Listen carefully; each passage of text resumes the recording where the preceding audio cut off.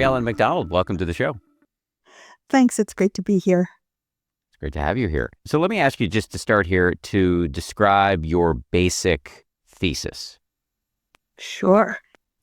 So in my book, I talk about the hidden side of talking. So for talking, I'm referring to speaking, what we're doing now, writing, which is also a form of talking, signing in a sign language, and even talking to ourselves in our head. And we think about talking as being, of course, for communication, and that's not wrong.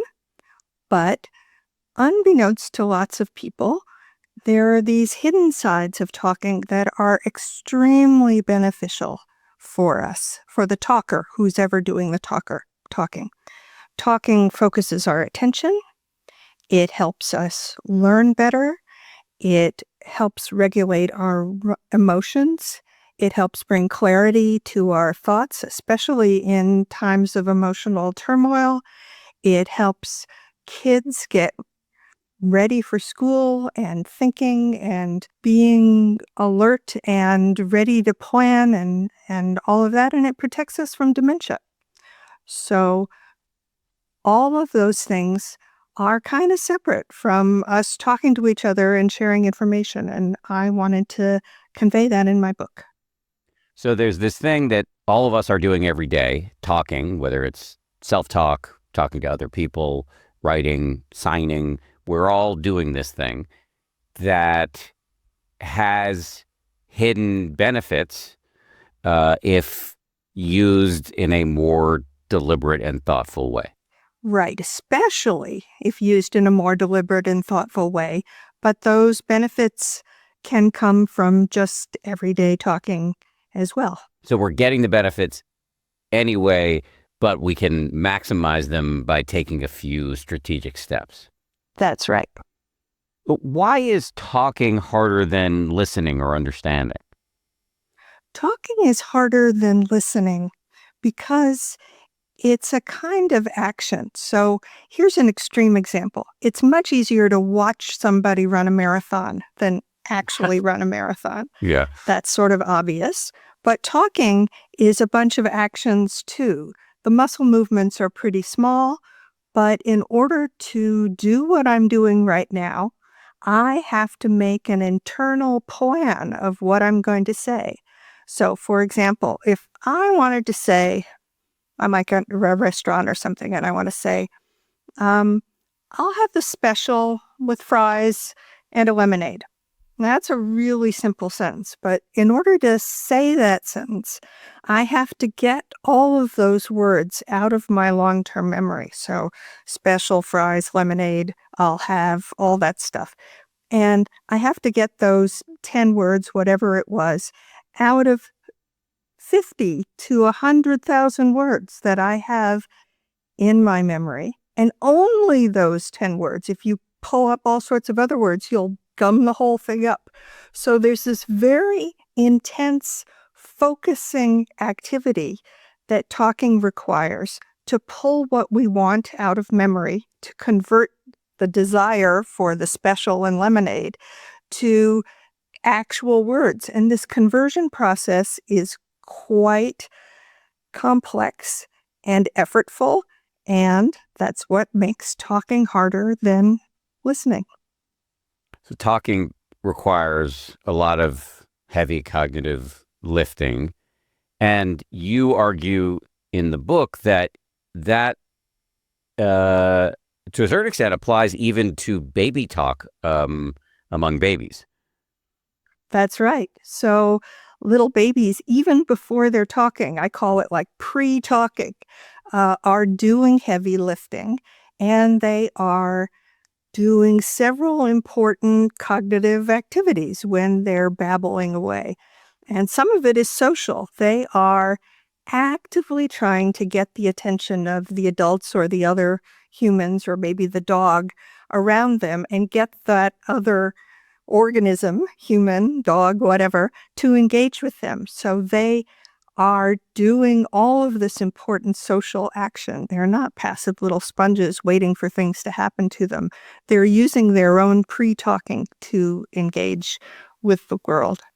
And also, they're using their pre-talking to help tune their brains to pay attention to the language or languages that they're hearing in their environment. So their tongue movements and their whole vocal tract movements here are silently imitating what they're hearing.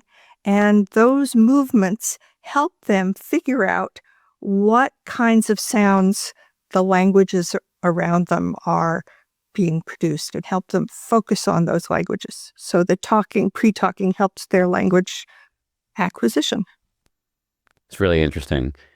The book is filled with practical ways that we can, sort of maximize this thing that, again, we are all doing every day to get all of the advertised benefits, including, dementia protection and emotion regulation and decision making, et cetera, et cetera. One of the things you recommend, and we're going to dive into many, many of the things you recommend, but one of the things you recommend, and this just seems like interpersonal hygiene, is not to finish other people's sentences compulsively.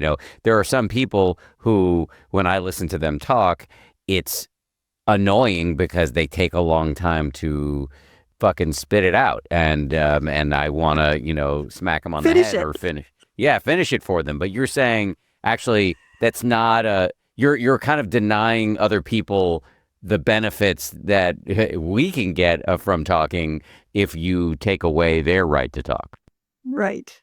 So really, it's pretty rude, I think, in every culture that I know of, to finish people's sentences relentlessly. Occasionally, it's fine to help somebody out, but our ability as listeners to finish other people's sentences really reflects the greater difficulty of talking and the slowness of talking compared to listening. So there are probably listeners of this podcast who have speeded up the podcast, no offense to you or to me, but we're talking more slowly than they can listen, and they've got it cranked up to better accommodate their own faster listening abilities. Yeah, I get that, and I don't think that's rude at all. But what is rude is, and I think this conversation and preparing for this conversation has sensitized me to this, that when I'm feeling the urge to finish somebody else's sentence, it's because I'm sitting in the privilege of being in the easier spot. Right. And you can try to stifle yourself, everybody, if you get in that spot, and it's probably the polite thing to do. Yeah. Okay, so let's get into some of the practical strategies for harnessing this everyday activity to our own benefit. You have a whole chapter about the power of self-talk and how to use talking to yourself to help with everyday tasks. So the people who know the most about harnessing self-talk, I think, are athletes, because they are in high-power situations, and athletic victory means money, and they have coaches and a whole infrastructure designed to help them get everything out of their athletic performance. And a lot of that is coaching them on self-talk. And that kind of coaching is sometimes about emotion regulation. It's sometimes about strategy. It's helping them remember what they're supposed to be doing on the court or in the race, and so on. And the rest of us can similarly gain benefits from self-talk, but we don't know about it so much. Well, I was just thinking, let's imagine somebody who has to finish something. It might be a race, but it also might be a report or something for their work.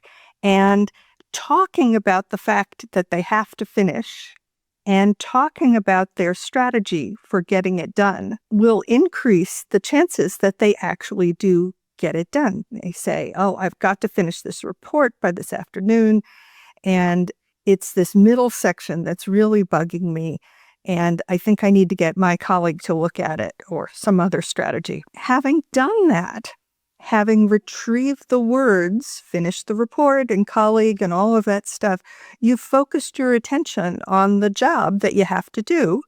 And studies show that you will be more likely to follow through on it, more likely to pay attention to it, more likely to focus on the parts that you've mentioned, and so on.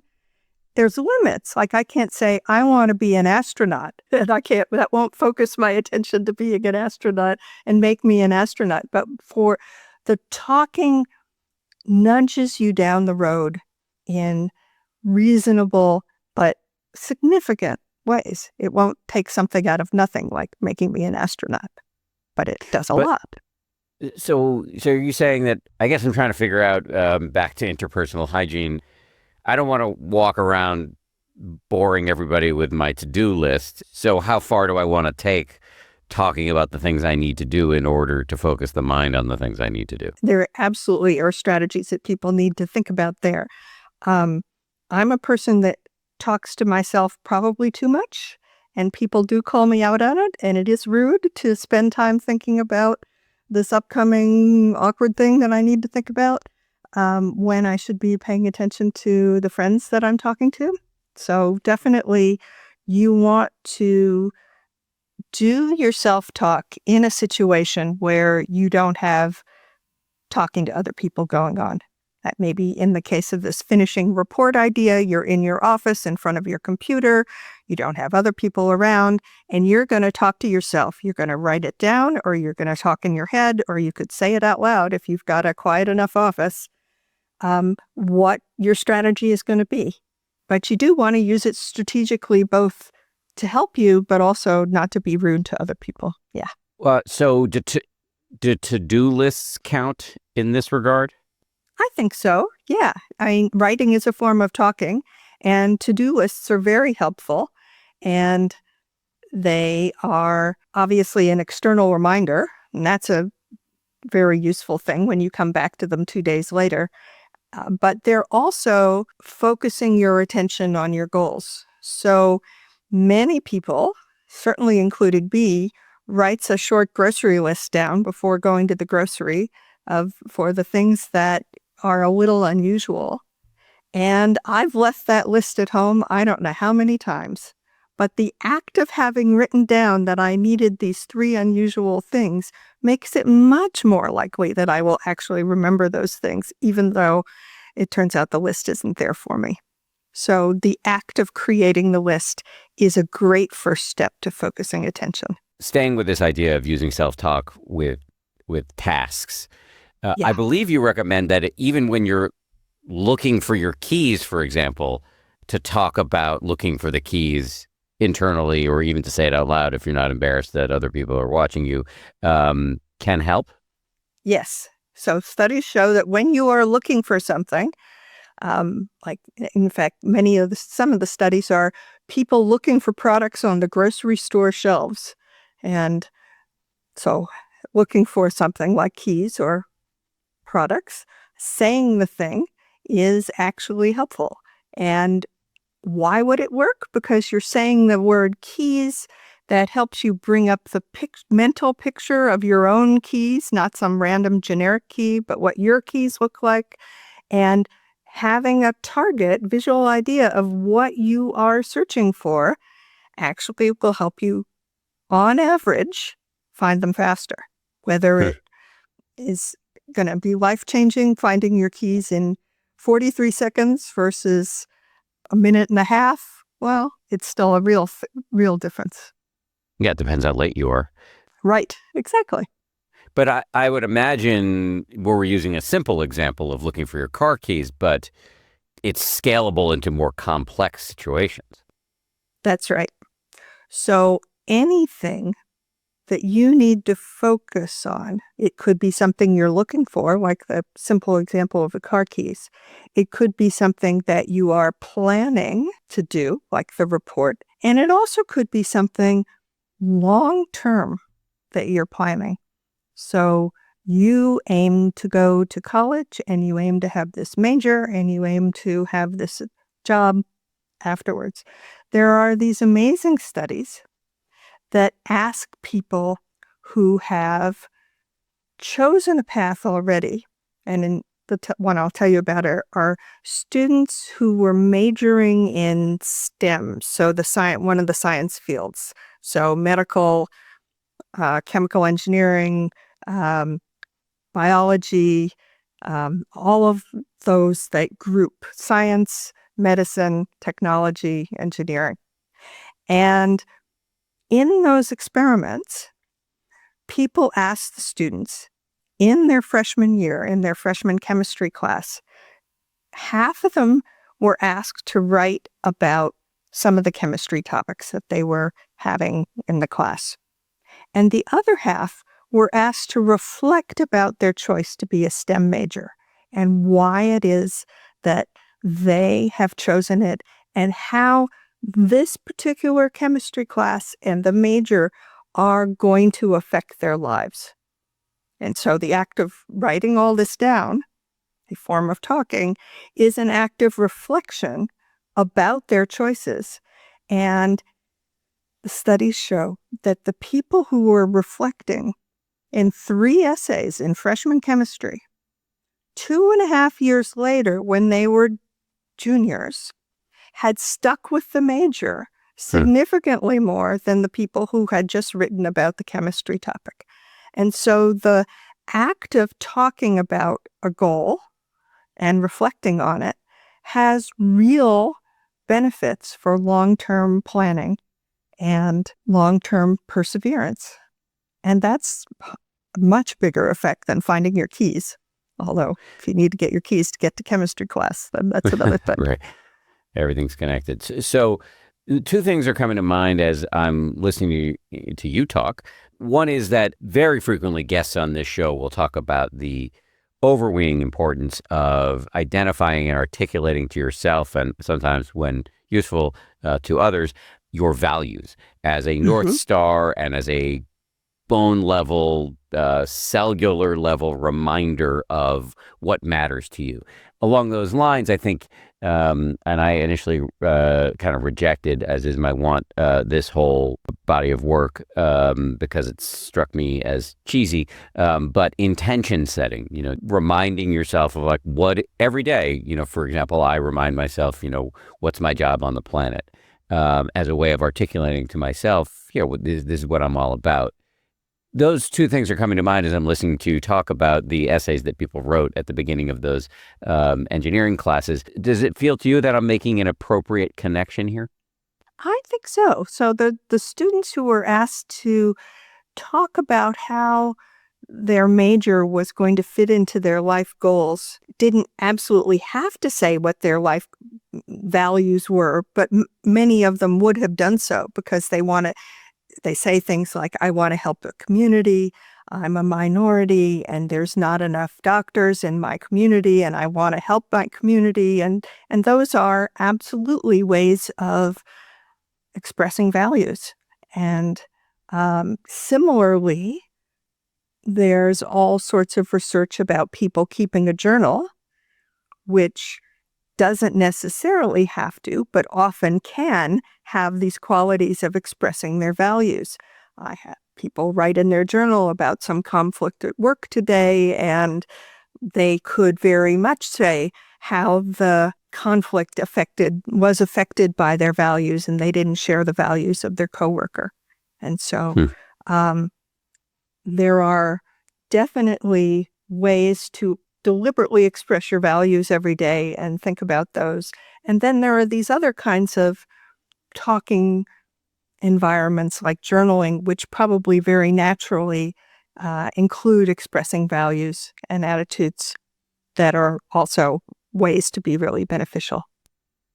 I think it's possible, and we'll see if you agree, that there's more to say about the value of journaling as a form of talking, as a form of self-talk, really. Journaling, Yes. and it's sometimes called expressive writing. Yes. So what more should we say about that? So journaling and particularly Jamie Pennebaker's expressive writing, because he had this variant of journaling that was writing about something emotionally bothersome, shall we say, and writing about the event and the emotions that were evoked, and thinking forward and thinking backward and doing that not necessarily forever, as journaling could in principle be forever, but doing it for a number of days in a row for 20, 30 minutes a day. And it is a form of journaling. It's just sort of more compressed with a particular set of instructions to focus on the emotional resonance of whatever incident is bothering the person. Journaling in general and the expressive writing variant of it have been studied enormously, and journaling and expressive writing is associated with better physical health, mental health, calm, and acceptance. Like many men, I've been using the same razors pretty much my whole life. So it was really cool to try a new brand recently. It's a company called Henson, and they've got these old school razors that are super cool. Here's something interesting most people don't realize. Modern razors have quietly taught us to press harder than we should when we're shaving. And that's not really a bad habit. It's actually a design thing. Most mainstream cartridge razors use springs and flexible blade mounts. The idea is that flexibility helps the razor adapt to the contours of your face. It makes sense, but that actually leads us to press down too hard with the razor, and that can lead to more friction and more irritation. Henson takes a different approach. Their razors were designed in Canada by aerospace machinists, and instead of allowing the blade to move, they fully support it and precisely control the cutting angle, so no springs, no pivots, no lubrication strips, managing side effects. I have to say, since I've been using it, it's surprising how little pressure you actually need. If you want to try it, they're offering 100 blades free with the purchase of a razor. Just head on over to hensonshaving.com/happier and or use the code happier at checkout. If you're thinking about starting a business, I'm excited for you. Starting a business is awesome, but it comes with a lot of technical stuff that you may or may not be interested in. So when you're ready to start your business, Northwest Registered Agent helps you do more than just file the paperwork. You get all the tools to build a real business identity from day one. Your business identity is everything that makes your business legitimate and professional, from public records and compliance to your website, email, and phone number. With Northwest Registered Agent, you don't just form a business. You start with a complete foundation built for privacy, credibility, and growth. Sign up for a free account to begin managing your business with lawyer-drafted operating agreements, bylaws, resolutions, membership certificates, bills of sale, and much more, all in one place, all at no cost. Don't pay hundreds or thousands of dollars for what you can get from Northwest for free. Visit northwestregisteredagent.com/happierfree and start using free resources to build something amazing. Get more with Northwest Registered Agent at northwestregisteredagent.com/happierfree. Just a note to listeners, I've had Jamie Pennebaker on, who's kind of the godfather of expressive writing, on the show, and I'll drop a link in the show notes. But you just listed a bunch of the benefits from expressive writing, which again is a variant of journaling. Why? What do you think? What's the explanation for these positive effects? I think the positive effects are having to do with reflection and bringing to mind something in the past that is useful and having the space to talk about it. You know, Joan Didion, who wrote, I don't know whether she kept a journal, but she wrote essays, enormous numbers of essays. And she said, I write entirely to figure out what I'm thinking. Mm. And the journaling, even if you don't publish it like Joan Didion, has that effect. It turns kind of amorphous ideas, often swirling around with emotion, into more concrete, reasoned ideas about what it is you're doing in this world and how you're relating to other people. So let me just expand on that a little bit. There's a lot of evidence that talking about something makes it more discrete and able to be accessed by your conscious mind. So if you, for example, witness a crime and the police interview you and you talk about what you thought is the perpetrator of the crime, you got an image of them him or her in your head, and then you say something. Round face, dark hair, so tall, a few other things. Mentioning certain features of your visual memory makes those features very clear and memorable to you. And that's the sort of thing that I think is happening in journaling. You've got swirling emotions, you've got feelings that you're not quite sure what you think, and the act of writing it down makes those ideas more discrete and more clear and more able to be thought about later and coming back to your previous entry and writing some more about it. That's letting you process, if you like, but more than process the things you're writing about, you're making them clearer and more accessible to your mind. Yeah, and I think when you move out of a kind of vague or miasmatic sense of dread, fear, sadness, and you're unburdening yourself and making your thoughts about the subject much clearer and therefore more manageable and workable. It's a healing and helpful process. Along those lines, you also in your book mention that another aspect of self-talk that can be very helpful is to get more detailed and accurate and granular in terms of describing our difficult emotions. That's right.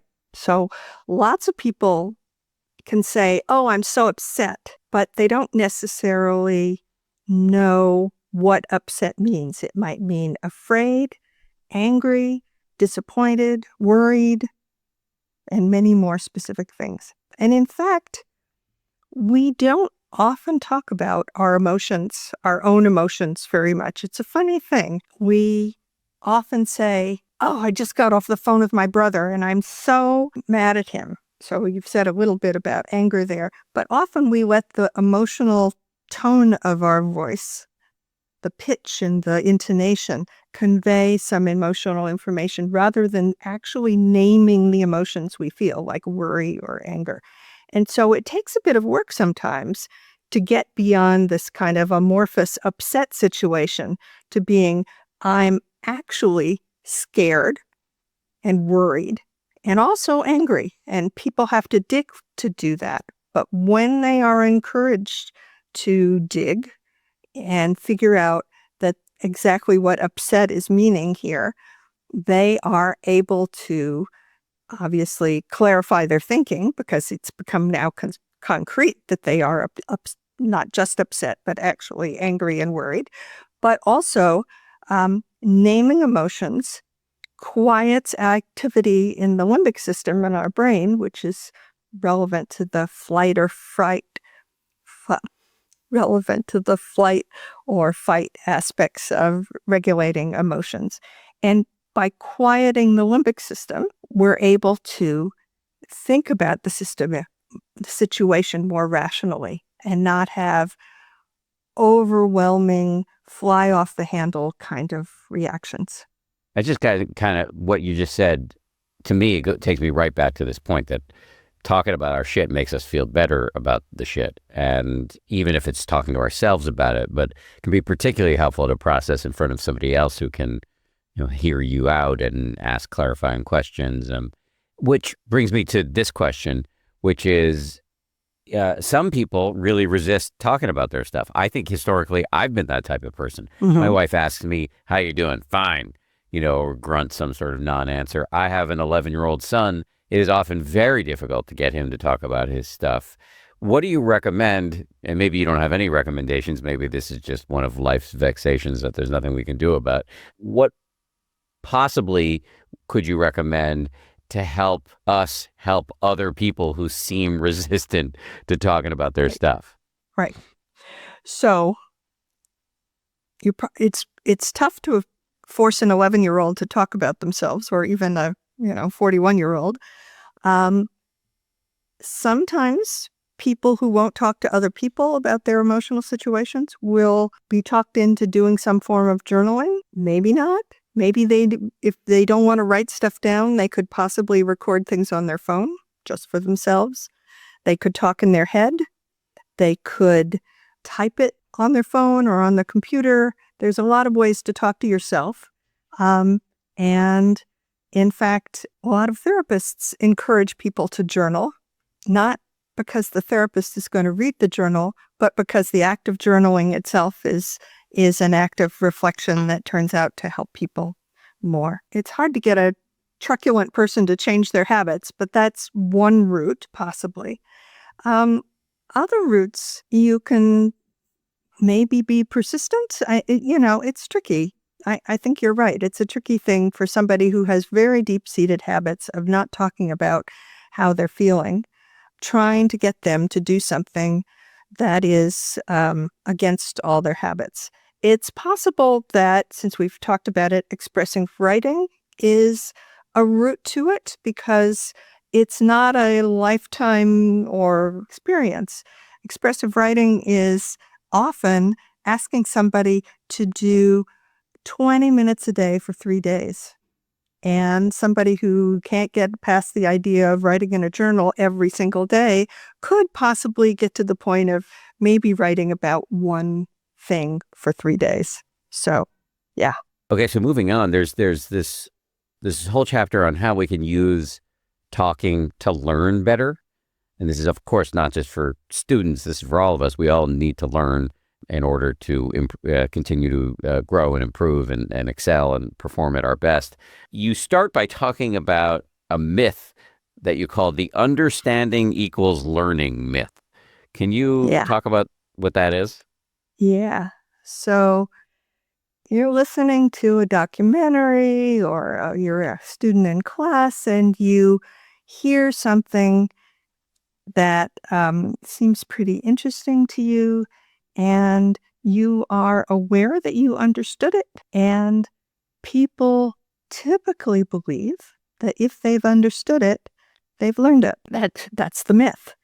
It's a myth because your conscious feeling about understanding is not the same thing as learning. Learning happens usually overnight when memories from events and facts and whatever of the day are laid down in our permanent long-term memory by this piece of the brain called the hippocampus.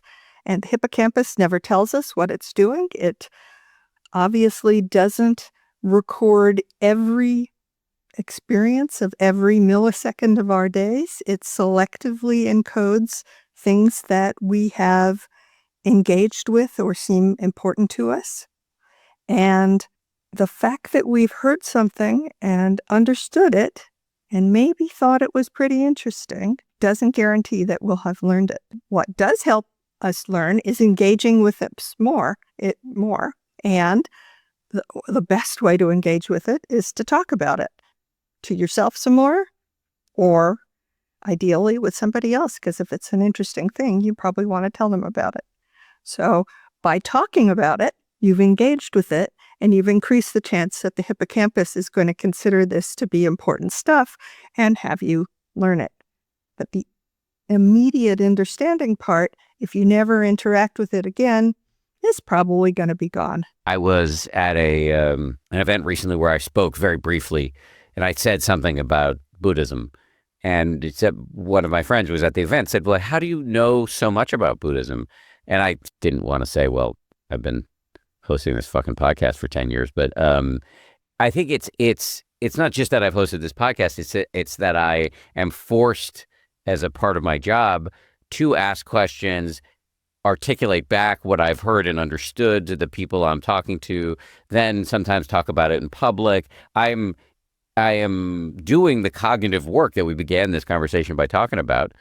In other words, talking, pounded into my neurons in a deeper, more abiding way. Yeah. Yes, that's right. And it's interesting because sometimes people who practice Buddhism say to me, well, what's this with all this emphasis on talking? Doesn't the Buddha say that listening is more important? And I'm thinking, oh my God, here I am on 10% happier criticizing the Buddha. But I don't think that's quite right.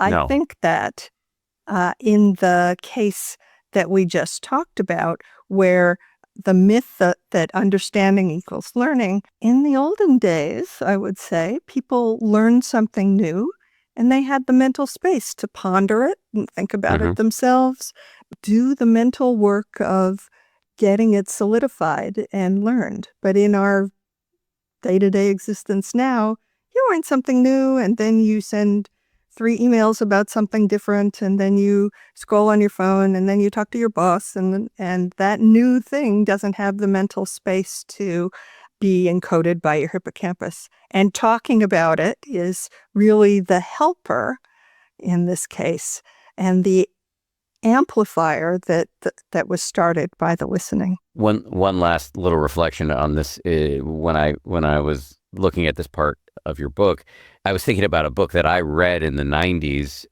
back when I was in my 20s, and had more energy to do extreme things. But David Foster Wallace wrote a 1,000-page book called Infinite Jest. That was popular among my cohort in that time. And there was just this one line I can't remember much about the book. It's been 30 years, but there's this one line that I still think about, where the main character is I think a student at a tennis academy, and he has this offhand line about how he is mentoring younger students, and in explaining things to them realizes what he thinks, which is right back to your Joan Didion comment. And that's right. And it just it's just an incredibly valuable way to encode, instead of briefly absorb and then get it lost in the endless tsunami of information. That's right. And people mistakenly say, well, talking isn't learning. You already know what you know. But these examples, both the David Foster Wallace and the Joan Didion and all sorts of other personal examples, are that, in fact, the act of talking is a clarifying act, really. And it helps you know what you know and learn what you know. Just to say, on Buddhism, I'm not aware that the Buddha ever said that listening is more important than talking. Maybe he did, but the Buddhists did a lot of talking. There are thousands and thousands of pages of Buddhist texts, in other words, transcripts, essentially, of the stuff he said 2,600 years ago. And in his 8-part cookbook for enlightenment, The Eightfold Path, one of the entries is right speech. So I don't think he was anti-speech. Okay. Good. Moving along here, you have a whole chapter about the impact of talking on aging well, on dementia prevention, which you invoked earlier. What should we know about how to use, again, this daily activity of talking in all of its forms to help us protect our memory? Well, engaging with people. So there's a major social component to dementia prevention, but talking a lot and listening to people and having back and forth conversations and engaging with their perspectives and saying your own perspectives is really what seems to be critically important for developing resilience against dementia. And so it sounds easy, but in fact, for elderly adults, people who have retired, it often isn't easy anymore. You have to find somebody to have a conversation with. You have to be able to get out, or remember how to use Zoom or something like that. And there's a lot of data suggesting that older adults are quite isolated, quite lonely, and don't have a lot of talking opportunities. And there's very little infrastructure for helping them do something different, even though it's preventive medicine in a sense, or preventive activities, preventive behaviors. And there's all sorts of discussion about how old people should go out to exercise or whatever, but there's very little realization that having them go out to talk to each other, including while they're exercising if they want, is a really good mental stimulation for them. I've really seen this with my mom, who just actually the day before we're recording this, turned 82 and sent me a text saying she's happier than she's ever been.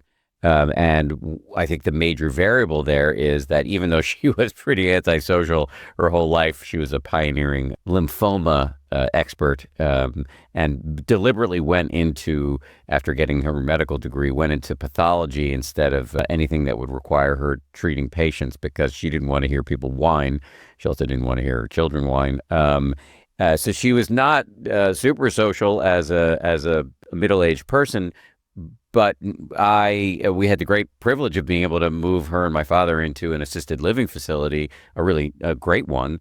And she's like the mayor of this place and is just going to every activity and talking. They're very interactive, all the activities, and she's talking even to people who can't even talk back. She'll talk. I think she prefers those discussions. And I think there's a direct bearing on the amount of talking she's doing and her happiness, and the fact that her brain is functioning so well at the age of 82. And it's awesome to see. And I do want to make a note that one thing you say in the book is that prioritizing conversation over brain games, which many people do engage with as a way to prevent against cognitive decline, you say that brain games are way less impactful than this simple act of staying in touch with people. That's right. People should play those brain games if they don't cost too much and if they're fun, but they are not known to provide any dementia prevention.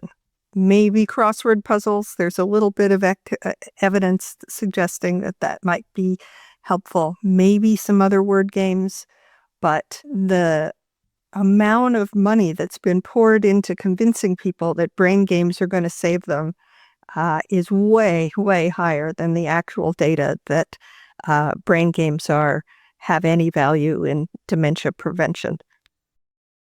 I'm recording this mid-afternoon, and I'm not going to lie to you, I'm having a little bit of that mid-afternoon energy dip. If that happens to you, that's where our sponsor today comes in, Spark. It gives you energy and mental sharpness without trade-offs. Spark Energy Plus Focus is your go-to for a mid-afternoon pick-me-up or for your pre-workout ritual when you need reliable energy to power you through a lift, ride, run, or class. Mix it, sip it, and get dialed in and ready to go. With 0 grams of sugar and essential vitamins and amino acids for mental focus, Spark supports reliable, sustained energy and focus without the jittery spike and crash feeling. I can't have caffeine, so I have not tried Spark, but Taylor from my team, who is a very impressive and hardworking human, she loves this stuff. Spark Energy Plus Focus is offering 30% off and free shipping. Go to drinkspark.com and use the code HAPPIER at checkout. That's code HAPPIER at drinkspark.com.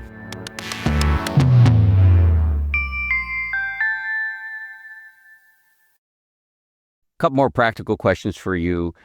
In the book, you talk about the importance of practicing for high-stakes scenarios by sort of rehearsing what you're going to say, either internally or by speaking out loud. Can you hold forth on that a little bit? Sure. I mean, we all know that athletic skill comes with enormous amount of practice, and talking skill similarly comes with practice, the conversation practice, and also for high-stakes situations like a job interview, career centers help people practice their job interview exactly because this is the kind of situation in which practice talking and practicing answering questions would be beneficial. And so for other kinds of high-stakes situations, of course, people practice giving speeches, but you can practice any kind of difficult conversation. You have to talk to your partner about something difficult. You could practice what you wanted to say. The conversation is never going to go exactly the way you think it's going to go because the other person has different ideas, naturally. But you can practice saying what you want in a clear way that's not inflaming the situation, or you can practice how you might react if they push back, and what would your reply be, and so forth. So you can practice talking whenever you need to. I have mentioned this in past podcasts, so I apologize to regular listeners who've heard me say this before, but it just, I feel worth noting yet again that I've for many years worked with communications coaches who help me with my interpersonal skills. And one of the things that we do when I talk to them every month or so is rehearse for big conversations. And I've found it 100% of the time, it helps make those conversations more successful. What he said, folks, he's right. Yes.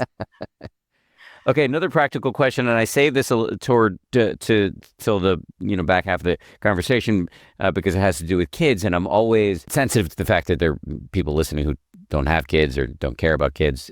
So I'll just ask this, and for those of us who do have children, you are pretty adamant about the importance of not only not having your children get overly exposed to screens, but also not as adults using our screens too much around children, because we should be talking to them and getting them talking as a way to develop their brain.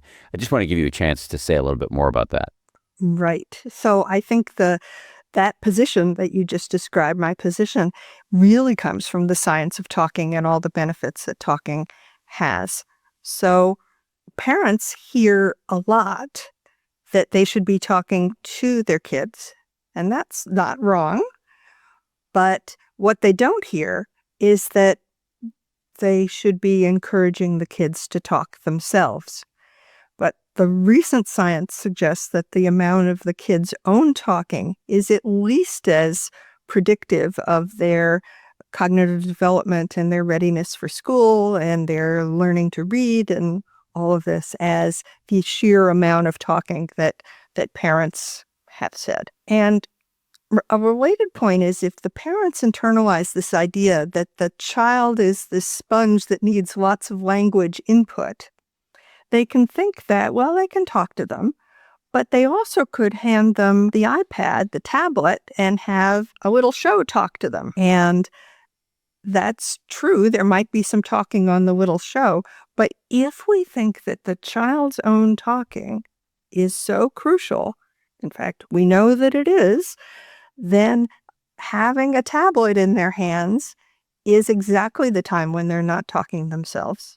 And exactly the time where the parents aren't talking to them and trying to engage them in a conversation. It's a no talking zone when the kid is on the phone or the tablet or whatever. So I have, as I mentioned, an 11-year-old son, and he loves video games.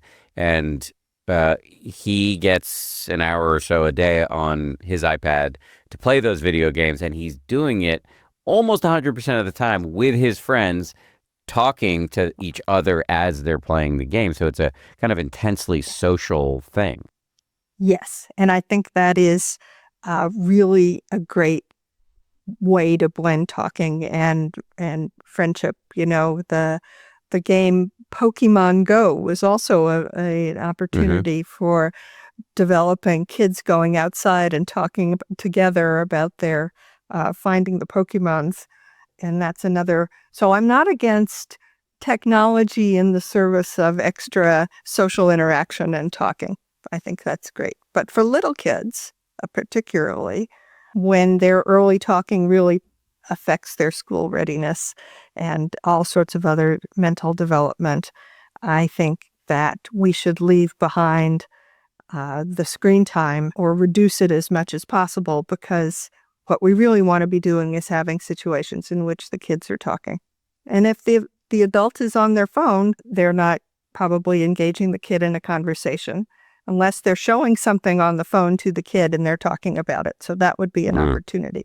But if the parent is on the phone and not paying attention to the kid, it's actually telling the kid that that phone is pretty important and that's what we ought to be doing with our time. And I don't think that's the best message. Although, I'm really sensitive to people telling parents what they should be doing. I have kids, and everybody told me what I was doing wrong at all times, and it's hard. It's a tough job being a parent. So I hope parents think about the value of their kids' own talking and try to incorporate that. Incorporate it. Do your best. Nobody's perfect. Yes. Yes. There is speaking of on the non-judgmental tip. You have a whole chapter about why we shouldn't judge other people by the way they talk. Why shouldn't we do that? Because I do find myself doing it reflexively. Oh, yeah, we all do. And it's really part of how talking works. So we all were raised in a particular place and time among particular people. And the way our talking abilities develop is that we are really tuned into that local way of speaking and acting and culture. And that stuff that we got as kids really is in some way the right way to do it all. And people who then go out in the world and experience other ways of talking and other cultures and all of that can get quite high and mighty, maybe more about the way people talk than culture sometimes, about other people doing it wrong. It was also established when we went to school.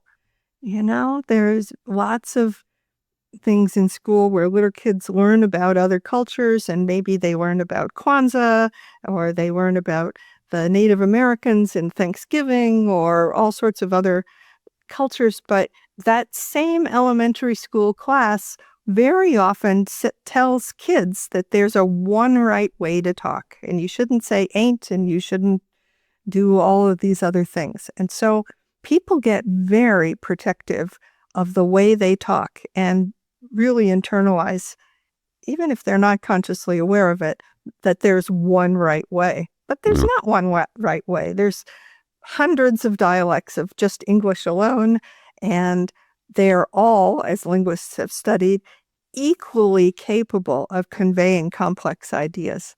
And so different accents and dialects and so forth are really social constructions, like what we wear, how we cut our hair and our dress and so forth, and they don't have any inherent value except within a social hierarchy. All those other ways of talking are equally good. Another recommendation you make that I found surprising and interesting is that it's important to follow, and some older people can find these constantly shifting rules annoying, but you're saying that there's good reason to follow all of the new pronoun or terminology usage rules that, again, seem to shift day to day to us oldsters, and to not only because it's the polite thing to do, but it also actually there may be some self-interested reasons for keeping up with the shifts in our language norms. Yeah, I think people, if they can, would do better to give up the idea that the way they do it is the correct way, and be more expansive and think that other ways might be okay too. Part of the reason is they really can't change things. So it's just a source of frustration if young people are saying things that they don't know the words and so forth, and it isn't helping to be angry about it. In the book I talk about how the grammarians of the Sanskrit language thousands and thousands of years ago got really pissed that the young folks were screwing it up in new ways, and they wrote down the grammar, and it survived for thousands of years, but they didn't stop the change. The language changed because the young people started talking differently, and all the people who are mad now were themselves young people once who were changing their language. And so they might as well just get with it. And if somebody says, no worries, rather than you're welcome after you thank them, well, that's just kind of a new ritualized way to do it. And you should just kind of go with the flow. Yeah. Well, I get making the shift can save you on unnecessary annoyance, but I would imagine there's also some cognitive benefit to learning staying up with the shifts in the language, because language is always shifting and changing and evolving, that the brain benefits from staying sharp in that way. That's right. So learning new things and understanding the newfangled words that people are using is a great way to feel less left out and actually stimulate your brain. And also, remembering that you too were somebody who was Yes. doing all that development yeah. really, I think, helps people get another perspective, because it's not that the young people are doing something never before done, because everybody has changed their language, and that's natural. That's how it works. Another benefit for me is, as many parents know, using young people's slang around young people is a great way to annoy young people, which I find endlessly satisfying. Yes. As a professor, Did you I found finally that hear- too. Oh yeah, I'm sure. Yeah, if you use Gen Z slang in the classroom, Yeah, and then they think, well, cringe. you can't say that. And then I can call them out on that, and we can have a conversation about how language changes. And there's no proprietary, only Gen Z people can say Gen Z slang. Finally, speaking of something that changes all the time, technology. There's a whole chapter about the intersection of talking broadly understood, and technology. And one of the things you say is that increasingly large companies and even governments are kind of analyzing the patterns in our digital speech in ways that could be super invasive and that we should know about. Yes. So, you call the helpline and you get this while you're on hold. It says, this call may be recorded for quality assurance purposes. That may or may not mean that they are recording the words you use, the tone of your voice, how likely you were to be satisfied with a $10 coupon for the fact that your product has now broken, or any other behavior that you did. Companies are analyzing talk to figure out what they can about you, in the sense of, can they predict your behavior? Are you, the way you talk on Facebook, does that make you likely to buy insurance, be subject to an ad for new Sugar Meanies candy? Would you like to buy something? Would you be more likely to vote in some way? Would you be more likely to be persuaded on an argument to support a cause? And we don't usually think that the way we post on Facebook or talk to the hopefully human in the line, the telephone line about getting help for your product, has the capability to predict these things. But because talking is a conversion from our internal ideas into language, the patterns of language can be, with sufficient computer help and expertise, worked back to getting to understanding people's personalities, their attitudes, they're likely to behave in certain ways. And people were trying to monetize that all the time. Companies are. Sure. And it's very hard to know exactly what they're doing. I would imagine the government, and I think you talk about this, the governments can maybe read our, go over our entire text and email and social media history and, profile us in some way. That's right. I mean, law enforcement wants to know which people who are spewing hate speech are the ones who are likely to actually get up and attack people, and which ones are just, posturing. And I don't think they've worked that out yet, but they're absolutely looking on posting on various social media about which sorts of kinds of tells their language, their talking might be giving. And certainly this government, other governments, other countries could absolutely consider looking at the digital trail that we leave on social media and recordings and everything. Yeah. Yeah, I mean, I think it's probably, I guess I'm reasonably comfortable with the government trying to identify people who are likely to commit terrorist acts, but the idea that an autocratic government in this country could analyze our patterns of speech for thought crimes against the regime, that's troubling. Yes, it is. And I think it's very hard to know what's being analyzed or not analyzed right now, but saved and could be in the future analyzed. And people, speaking broadly, seem remarkably unworried about privacy of their personal data. People worry about whether their credit card is going to get stolen, and I think that's not unreasonable, but I don't think they realize that their own posts on social media are a potential source of analysis of their internal states, which we all tend to think our own thoughts are private. But if our talk is reflecting with some decent probability what our internal states are, then those internal states are not, in fact, potentially private. Staying on the theme of technology, there's also a warning in the book about fake news, which I think many of us think of as a phenomenon to which other people, probably stupid people, are susceptible. But actually, if it's delivered in a sophisticated enough way and it plays to our biases, we might fall for it too. That's right. The number of people, many of these studies are done on college students who are reasonably educated and believe themselves to be tech savvy and all of that.